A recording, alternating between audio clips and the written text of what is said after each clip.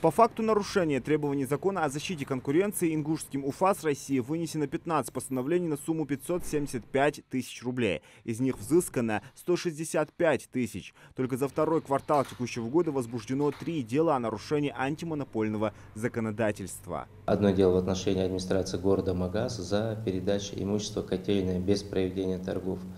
Любое, просто должен объяснить, что любое государственное муниципальное имущество, прежде чем кому-то передать, должны провести торги.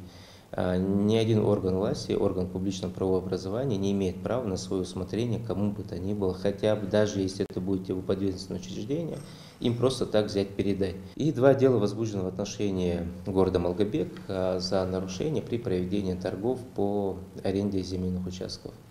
То есть есть требования о том, что если земельный участок передается в торги, то где сети инженерно-технического сооружения там есть, где необходимо подключиться там, к электричеству, газу, к воде и так далее. Это все должно быть указано, если возможность такая. И, в принципе, это формирует все экономический интерес земельного участка. Также проведена внеплановая проверка по требованию прокуратуры Ингушетии в отношении Минимущества Республики, по результатам которой выявлены признаки нарушения антимонопольного законодательства по 73 договорам аренды земельных участков при проведении процедуры торгов. Среди нарушений также является действие земельной комиссии Республики Ингушетия, которая значительно затягивает сроки передачи в аренду, заключения договора и так далее.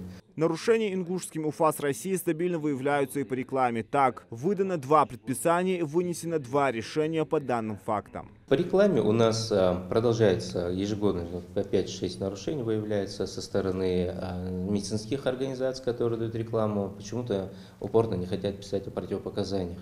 Хотя для потребителя противопоказания крайне важны, он должен их видеть. Плюс СМС-спам у нас, да, там, если человек не давал согласия, то ему никто не имеет права в рекламных целях звонить либо писать, а если это происходит, то он может написать жалобу, и мы это дело прекратим. Также это сопряжено со значительными нарушениями административного воздействия. И вот, знаете, при раскрутке товаров, довольно модно у нас последние пару лет, проведение разных лотерей там, и так далее, розыгрышей разных.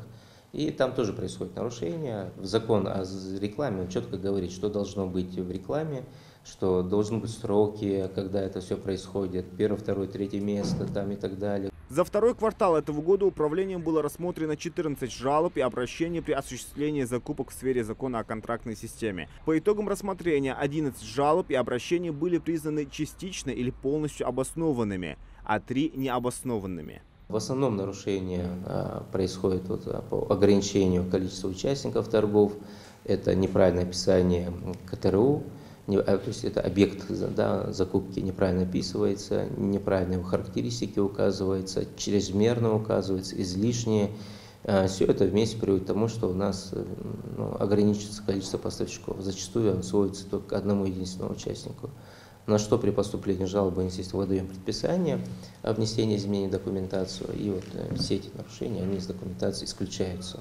По итогам контрольных мероприятий вынесено 59 постановлений на более 1 000 000 рублей. Оплачено административных штрафов на 427 тысяч рублей. В частности, за нарушение требований закона о контрактной системе вынесено 47 постановлений на сумму 455 тысяч рублей. А по факту нарушения требований закона о защите конкуренции вынесено 15 постановлений на сумму 575 тысяч рублей. Из них взыскано 165 тысяч рублей. Зелимхан Калоев, Алисхан Гаравожев, Магаз 24.